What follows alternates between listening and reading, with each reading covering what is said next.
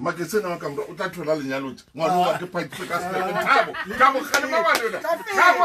le monna thabo Beafita paitse ka slepe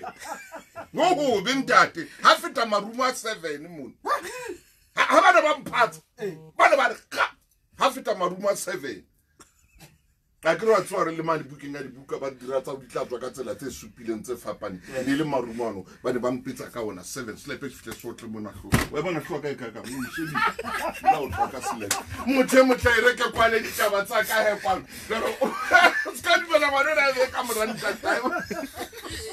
ye taba o sima a tla on say sakana yo tadano tsama le wa ka khise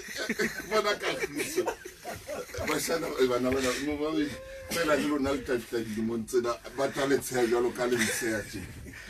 mothe go bile monate o ba le wena me ke rata o leboa monate bo ka mo ba dileng papa tsona rona le CD FM ka teng ya birthday o ba dile ka bogabane mshimano ka monna o etsa jwalo ha o sa etse jwalo o tla ikutlwa thabo o tla ikutlwa ntja dingata ka ntle tse batlang masapo ntja dingata ka ntle tse batlang masapo ke ikwetse sotho a stolokwa